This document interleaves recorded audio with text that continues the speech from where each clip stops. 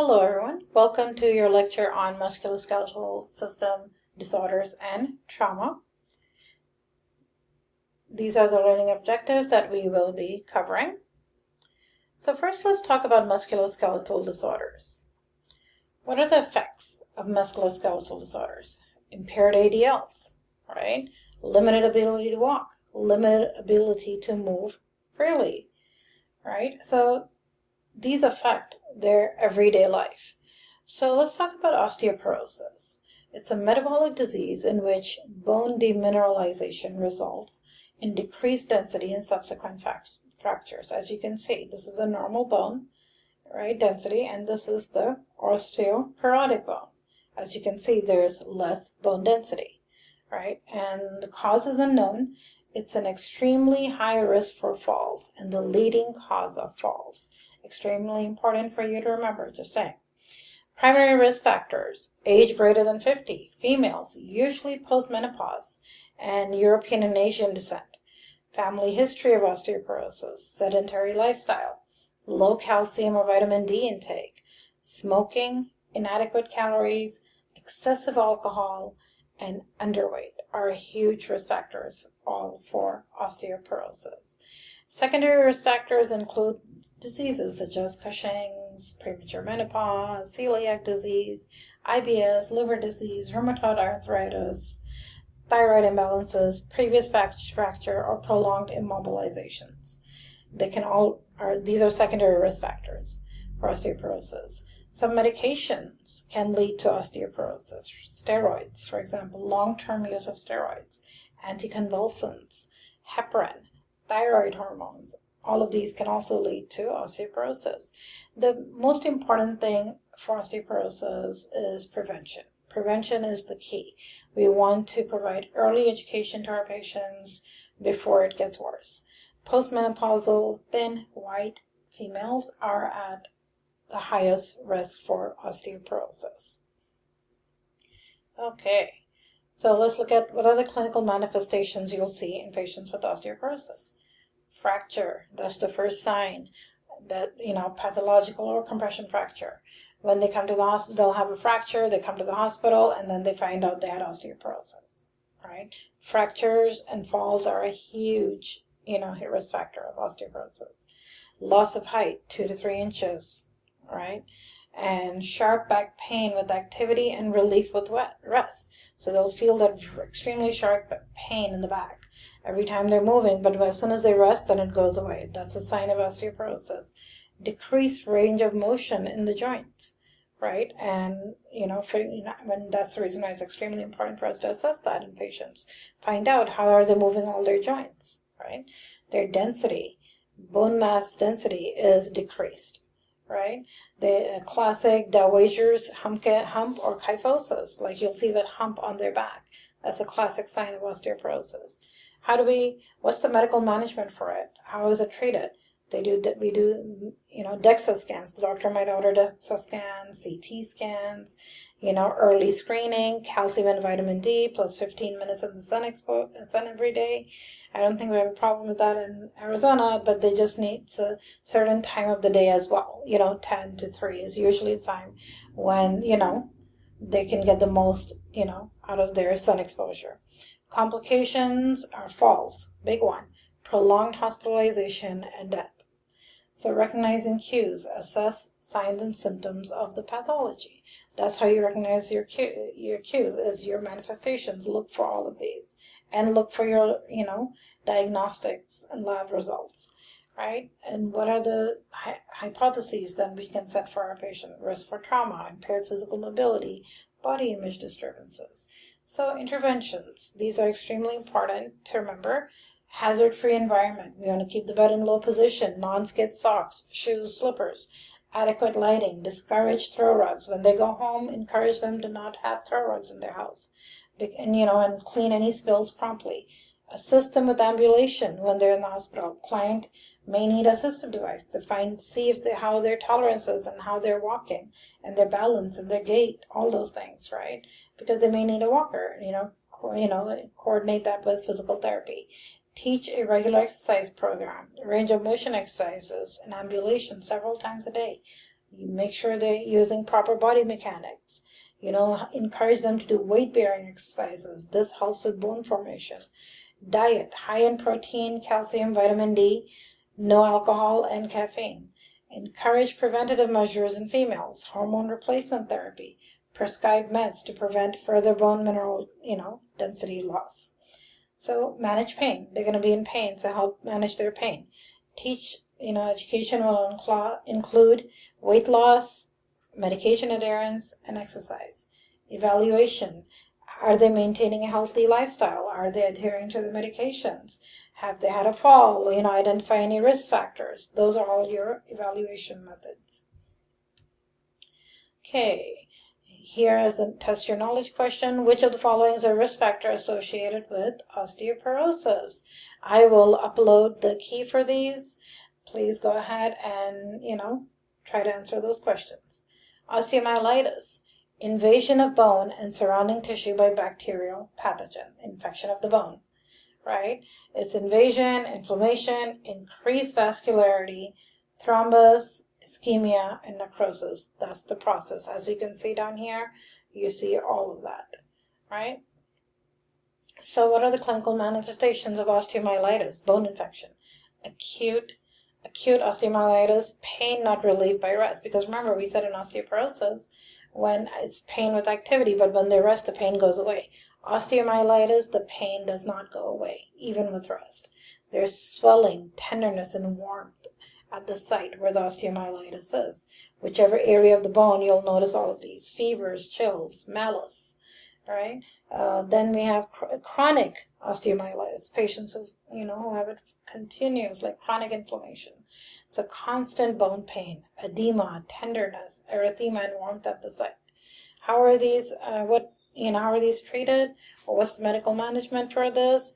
With their, doctor will do labs, check their white blood cell count, C-reactive protein, erythrocyte sedimentation rate, ESR, bone scan, the biopsy, antibiotics. They need long-term antibiotics and pain management.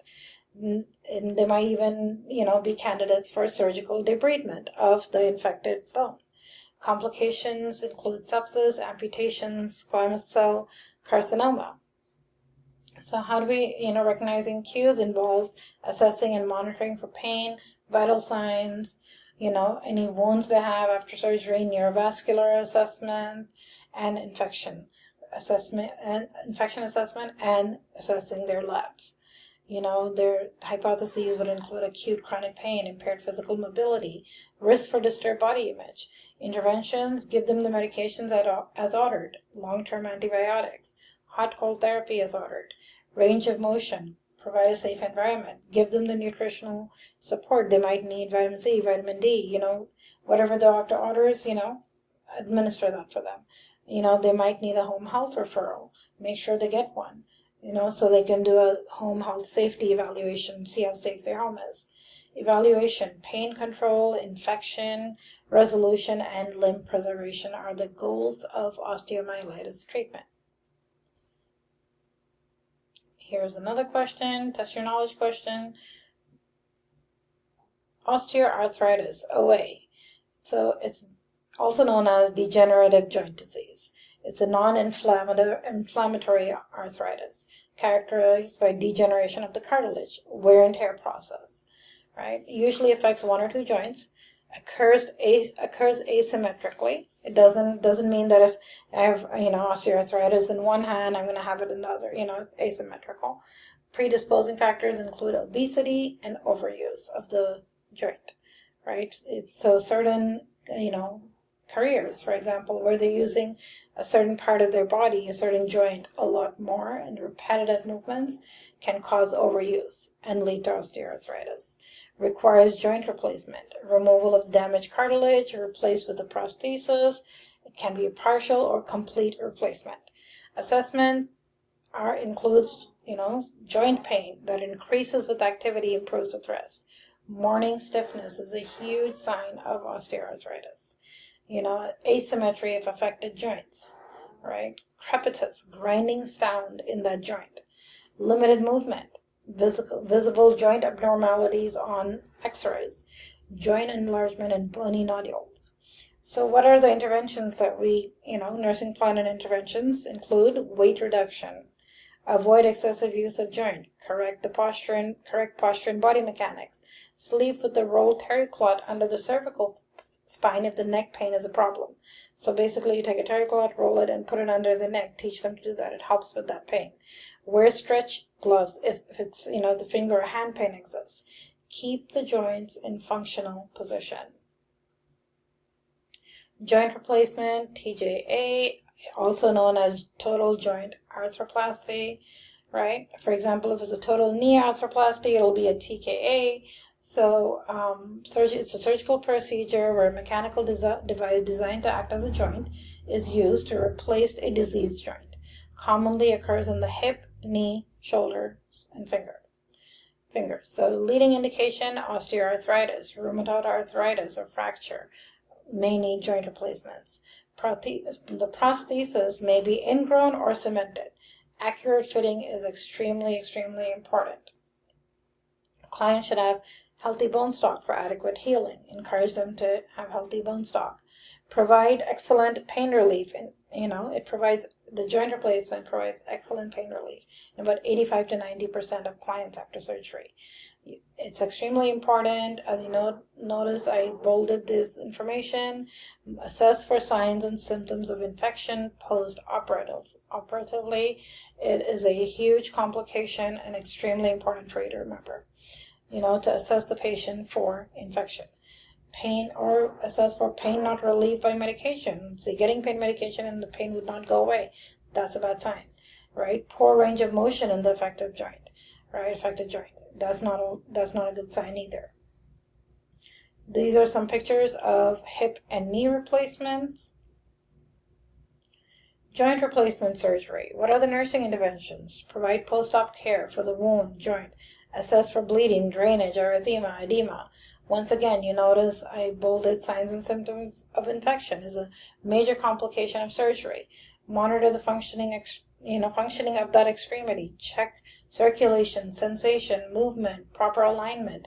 Provide an abductor appliance. If they have a hip replacement, they need a abductor pillow. If you notice here, there's a picture of it. It's like this triangle shaped thing. This foam pillow, right? Provide CPM device if it's ordered. Monitor eyes and nose every shift, including their suction drainage, because at the incision site they might have a drainage. Monitor that for the amount of drainage. Monitor the hematocrit every 3 to 4 days, because after surgery sometimes patients develop anemia, so keep an eye out for that. Encourage them to drink 3 liters of fluids a day. Encourage self-care activities at the maximum level that they can tolerate. Coordinate rehab with them. Work with the healthcare team like physical therapy, occupational therapy. Get them out of bed as soon as possible. Keep the client out of bed as soon as possible. Hip replacement, keep the abductor pillow in place while they're in bed. Use an elevated toilet seat or chairs with high seats to prevent dislocation, because it's very painful for them to sit down, in low chairs after that surgery, and it can cause dislocation. Do not flex the hip more than 90 degrees after hip replacement. That's an extremely important thing to remind our patients. After hip replacement, educate the client to avoid lifting the leg upward from a lying position or elevate the leg when sitting. It can pop the prosthesis out of the socket, and you don't want that to happen, because they're going to have to do the surgery over again. Discharge planning should always include rehabilitation planning. As you can see, I placed a picture of the 90-degree precautions after total hip replacement. If you notice here, this is the way they need to sit. But this bending right here, this angle should not be more than 90 degrees, right? And this over here is where the patient lifts their leg up, and this causes that angle to increase from that perfect 90-degree angle, right? This over, do not cross their legs or knees and ankles. Do not roll your hips. If you notice there, after hip replacement, make sure the abductor pillow is there. And when they're turning, make sure the abductor pillow turns with them. Osteoarthritis. What are the clinical manifestations of osteoarthritis, right? We talked about the pathophysiology and joint replacement, which is needed for osteoarthritis. What are the clinical manifestations? Immobility, pain, muscle spasms, local inflammation. Medical management involves getting an X-ray, MRI, and doing joint replacement surgery. What are complications? Bone destruction, dysfunction, deformity. Recognizing cues. Assess and monitor pain and mobility. Extremely important.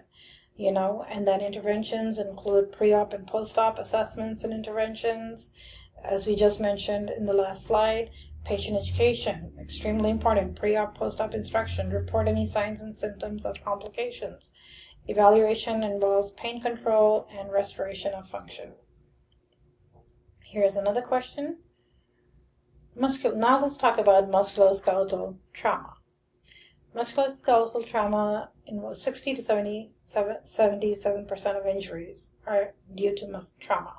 Most common strains, sprains, sporting injuries are the most common. Impaired mobility and sensation, impaired ADLs. These are all things that, can happen from musculoskeletal trauma. Strains, injury to the muscle or the tendon. Tearing of the muscle or tendon. Tendons connect the muscles to the bones, right? And so it's related to overextension, overexertion, or overstretching. It can be different severity levels, like first degree is mild, second degree is moderate, third degree is severe. Severe is rupture of muscle tendon, internal bleeding, pain, inflammation, ecchymosis, may require surgical repair. Okay, sprains are injury to ligaments. Ligaments are sections of the connective tissue that secure the bones to the bones. They connect the bones to bones and bones to cartilage. Stretching, tearing of a ligament related to overextension, overexertion, overstretching again. It can also be categorized by severity, first degree, second degree, and third degree. Third degree is severe, complete tear of ligament, unable to ambulate, joint instability, severe pain, ecchymosis, and edema. Now, if you notice in the second degree, there's a weight-bearing, altered weight-bearing, right? In the third degree, there is no weight-bearing at all. Like the patient cannot put weight on that extremity. Strains and sprains the clinical manifestations depend on the severity of it. So if you look back at the slide, these are the signs and symptoms that you're going to see, and they depend on the severity. Right? Diagnosis, they usually get diagnosed with a physical exam, x-rays, ultrasound, MRI. Treatment for first and second degree is RICE. RICE is the acronym. Right? Rest 72 hours, allow for healing, put ice on it 3 to 4 times a day, 24 to 72 hours, which helps to stop the bleeding. Compression, we use A-straps to minimize the swelling, and elevate, minimize the dependent swelling. Immobilization for 4 to 6 weeks is possible. For third degree, they may need surgical repair, a graft, or arthroscopic immobilization 4 to 6 weeks post-op. What are the complications? There are chronic unstable joints, bursitis, tendinitis, frequent recurrence, and compartment syndrome, which is a very huge complication, very painful, and the next slide we'll talk about that. So you want to recognize cues, assess for swelling, ecchymosis, deformity, intolerance to palpation, unable to bear weight. These are all signs and symptoms of strains and sprains. Analyze. Your hypotheses would include acute pain, altered tissue perfusion, impaired physical mobility. Interventions, the 6 Ps. Check your neurovascular, do your neurovascular assessment, your 6 Ps. Pain, pressure, paralysis, pallor, paresthesia, pulselessness. These are extremely important for you to remember, your 6 Ps. Then your other intervention is RICE, like we mentioned earlier. Administer medications as ordered, and teach the patient to report worsening symptoms, STAT, and teach them to use RICE therapy and med compliance. Evaluation is return to normal function. What are complications of strains and sprains? Bursitis is inflammation of the bursa. That's between the bone, muscle, and tendon. Tendinitis, inflammation of the tendon. It's more common when a patient is over 40 years of age. Compartment syndrome is excessive pressure on the compartment of a body because of the bleeding and edema inside it, and it impedes the blood flow, and it causes severe tissue damage, as you can see here. It literally becomes swollen and tight, and your circulation stops, so it has to get cut open like that so it can relieve the edema, right? And it can develop in patients with, sprains and strains. Here's another question. One more. Let's talk about fractures. Disruption. What is a fracture? It's a disruption or break in the continuity of a bone. When related to porous bones, decreased bone density and strength, bone disorders, they're pathological fractures. That's when they're related to bone, bone diseases like low bone density or strength or bone disorders. Most common in older adults, but can happen to younger patients as well. There are different types of fractures. Complete fractures, disruption across the width of the bone, completely broken. Incomplete fractures, disruption through the part of the bone, no displaced bone fragments. Closed is a simple fracture. It's contained within the skin. You don't see the bone poking out of the, the leg or the hand. Open, compound fracture, pieces of bone protrude through the skin. There's an external wound. It's an exposed fracture site. It is graded by severity. You have grade 1, grade 2, grade 3. Grade 3 is severe damage to soft tissues, nerves, muscles, blood vessels. Fracture site is extremely contaminated, numerous comminuted fractures. Fracture patterns, there are different fracture patterns. You have comminuted, you have depressed, displaced, depressed, green stick, non-displaced, oblique, spiral, impacted. These are the different types of fractures that we just mentioned. Okay. Fracture healing process. You have the hematoma formation, then granulation, fibrocartilaginous callus formation, bony callus, and then healed fracture. It's extremely important to maintain, follow the rules and guidelines in taking care of patients because we want to make sure that they heal properly. So they're non-surgical closed reduction, most common realignment with a cast and a splint. Surgical is open reduction with internal fixation known as ORIF. So basically open reduction is surgical incision to visualize the actual wound. You're opening it up, internal and fixating, internal fixation. You're fixing it on the inside with plates, screws, rods, and they realign the fractured bone segments, irrigate the wound to remove any contamination. So these are for your open fractures, right? The bone sticking out, you have open wound, especially it happens with like motor vehicle accidents. There's a lot of contamination on the site, so they have to clean it out and then close it up, fix it, and then close it up. And they'll have an incision that you have to take care of. External fixation when significant soft tissue damage, application of rods, pins to create an external frame for the stabilization. So the internal fixation is when they're opening it and putting the plates, screws, rods inside and they're closing the skin, right? External fixation is when the fixator is on the outside of the body, and I'll show you pictures on the next slide. Traction is the use of weights to reduce the fracture and relieve muscle spasms. It's extremely important to keep, that muscle from spasming because it's very painful for patients. Complications, neurovascular compromise. Remember we talked about DVTs. That's a huge risk factor after orthosurgeries. Traumatic rhabdomyolysis. We're going to talk about that in the next few slides. Hypovolemia, because if they got into an accident, they lost a lot of blood, there's a chance that they're going to be hypovolemic. Infection is a huge risk. Malunion and non-union, when the bones are not aligning, right? They're not, becoming a union. Fat embolism. They can get a fat embolism. Healing process, 6 months to a year. It's a 5-stage process that begins within 24 hours of initial injury and immobilization through braces, casts, splints, tractions, external fixation, internal fixation, orthopedic shoes and boots. As you can see, this is the fixation and traction.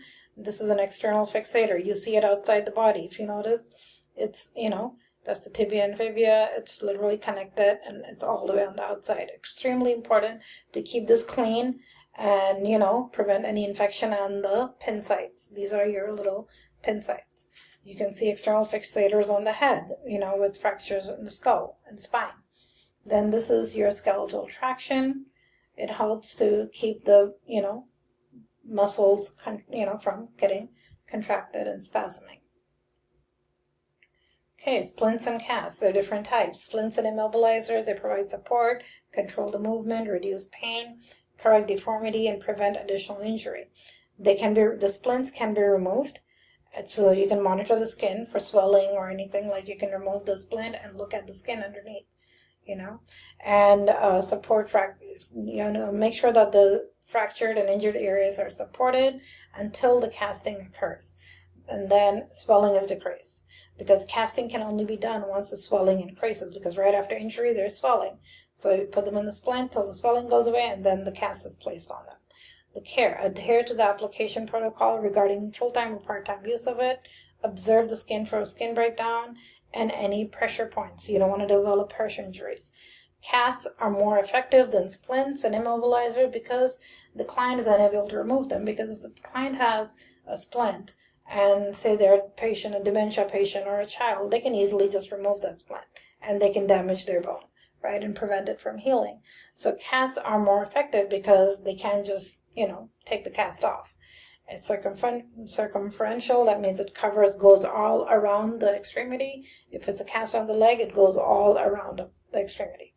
And applied once the swelling has subsided, because if you don't wait till the swelling has subsided, remember we talked about compartment syndrome, right? Too much swelling, blood, all that underneath, and then it can create that compartment syndrome. If swelling is unrelieved and the pain is still present, the cast can actually be split. It can be cut open, right? Or that you can place a window over it so you can look inside, right? So the different types, they have moleskin or fitted stockinette, can be placed under the rough edges. Like where the cast ends, you want to make sure that you put something like a stockinette or, ABD pad or something, just so the rough edges of the cast don't cut their skin. The care involves neurovascular, again, your 6 Ps, applying ice 24 to 48 hours. Monitor the skin integrity, inspect Q8, every 8 to 12 hours. Teach the patient the cast do's and don'ts that are listed here. Extremely important for the patient to not pull out any padding from under the cast. Do not get the cast wet. Do not allow the patient to place any object inside the cast. Like if it's itching or something, tell them not to put something down in there and, shove it down in there to scratch themselves. Do not apply powder or deodorant to itching areas. Do not trim or break off any edges around the cast. Do not rest the heel of the leg cast on a pillow or bed. Keep the heel floating off the surface by elevating the leg with the pillow or blanket roll under the calf to prevent sores, any pressure sores. Traumatic rhabdomyolysis. If you notice, a condition where skeletal muscle breaks down rapidly, releasing breakdown products into the bloodstream, right? And that myoglobin is very harmful to the kidneys. These are the cause: crush injuries, prolonged immobilization, high voltage electrical injuries can also cause it, right? Severe third-degree burns, compartment syndrome, strenuous physical exercise. I've seen patients who are have done strenuous exercises nonstop, and they ended up with, rhabdomyolysis, and they have to get, surgery. Metabolic or genetic disorders. There's a lot of causes of traumatic rhabdomyolysis, and signs and symptoms are muscle pain, muscle weakness, and very dark urine. Right? Diagnosis is presentation, elevation in CK levels. Treatment is, you want to prevent kidney injury with fluid resuscitation, correcting any electrolyte imbalances, and identifying the underlying cause. So, the clinical judgment measurement model. How do you take care of patients with fractures? History. Assess their history. Any history of bone pathology like osteoporosis, osteoarthritis. Physical assessment. Check for swelling, ecchymosis, deformity due to bone misalignment, bleeding, open fracture, visible bone, right? You want to look for all of that. The patient comes into the ER after a car accident, look for any open fractures or, any things like that. Diagnostics, x-rays, CTs, MRIs. Labs, they're going to check their myoglobin, they're going to check their CPK, CBC, electrolytes. Urine appearance, it's extremely important. As you mentioned, it can show rhabdomyolysis, right? So interventions include checking vital signs, monitor pain, do your neurovascular assessment. As you can see, I put that in bold-faced letters: pain, pressure, paralysis, pallor, paresthesias, impulsiveness, movement and sensation. Check their movement and sensation. Proper positioning, traction, splinting. Make sure they're properly positioned. If they need to be in a splint, they need to be in a splint. Make sure that it's on properly, or the immobilization device is on properly. Check eyes and nose. Hydration. Encourage incentive spirometer use so they can, not develop pneumonia from their mobility. Administer medications as ordered. Any antibiotics, pain medications, anticoagulants, wound and pin care. On the external fixators, remember I mentioned the pin care? Make sure you do the wound care if it's an incision, or pin care if it's an external fixator. Elevation, ice, range of motion exercises. Teach the patient about the treatments, the healing process, nutrition, hydration, wound care, ambulation, assistive devices, and cast and splint care. So another question here. Let's finally talk about amputations. Amputation is a severing or removal of part of the body. It involves the extremities.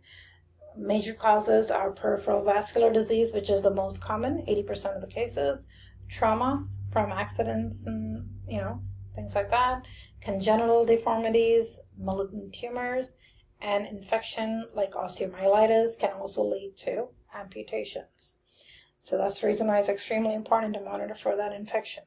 Risk factors: engaging in risk-taking behaviors, gunshot wounds, use of power tools, lawnmowers, snowblowers, diabetes, peripheral vascular disease. Amputation necessitates major lifestyle and body image adjustments in patients. So, what are the cues that we see? For peripheral vascular disease, you're going to notice cold extremities, missing pulses, hair loss on the extremity that they have vascular disease, necrotic tissues and wounds on the extremity, blue-gray discoloration, turning black, right? Drainage, decreased pain sensation, leathery skin. If it's a traumatic amputation, then you'll normally, when the patient comes in after a motor vehicle accident, you'll see damage to the vessels, bones, nerves, muscles, soft tissue, a lot of blood loss, shock, tachycardia, and that will lead to hypotension and airway and breathing compromise. Elective amputations, for example, patients with diabetes, who need elective amputations. Their monitor for signs and symptoms of infection, absent circulation, check those pulses, severe pain, lack of movement, necrotic muscle tissue, right? And then it's treated through analgesics, limb support, fluid and blood volume replacement, site care. Complications can include hemorrhage, infection, contractures, phantom limb pain, and neuromas. So our interventions will include assessing vital signs, complete blood count, eyes and nose, doing range of motions, assessing the 6 Ps, manage the pain. Phantom pain is real, managed phantom pain, and it usually responds well to analgesics. Provide wound and incision care. Note the dressing for bleeding every 8 hours. Measure, the suction drainage that's attached to the incision. See how much they're bleeding. Do the wound care per orders. Remember, the wound care for surgical dressings will be done with aseptic technique. It's a sterile procedure. Assess the wound, warmth, color, approximation of the incision. See if the incision is opening up. Monitor for signs and symptoms of infection, which include fever, tachycardia, redness of the incision area. Maintain proper body alignment, position to relieve the edema and spasm in the residual limb.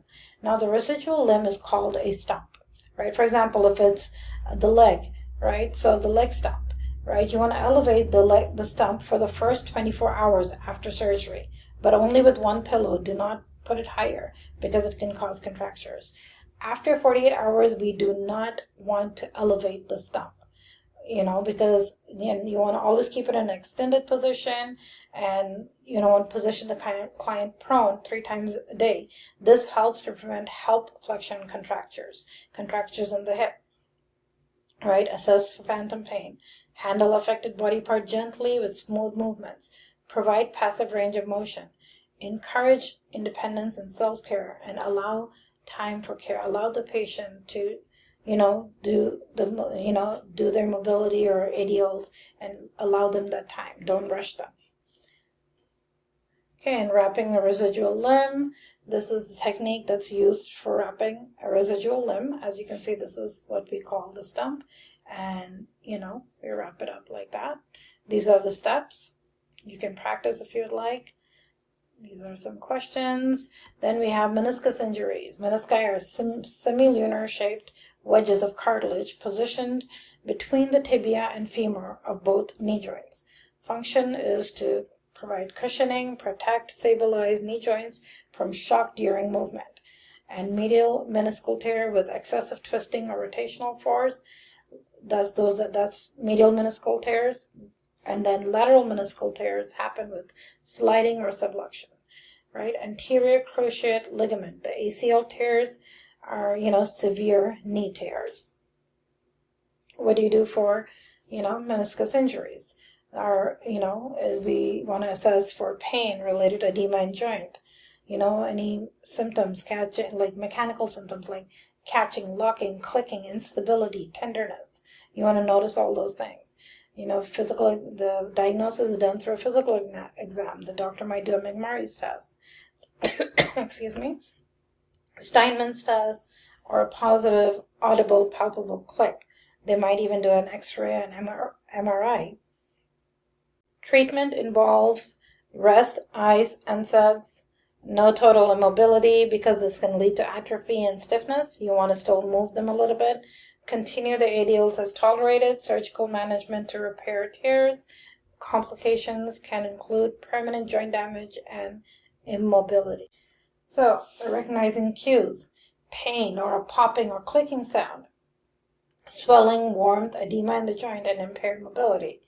Interventions include assessing circulation, and that includes checking pulse, color, temperature, movement, sensation at the site, manage their pain.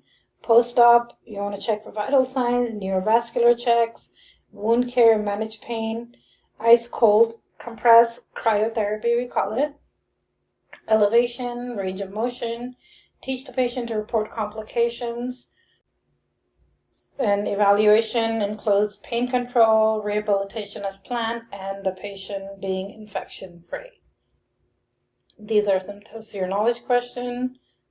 Health promotion and disease prevention includes ensuring, recommendations of intake of calcium and vitamin D, monitoring for development of osteoporosis. Remember we said prevention was the key, especially in postmenopausal clients and clients who have thyroid disorders.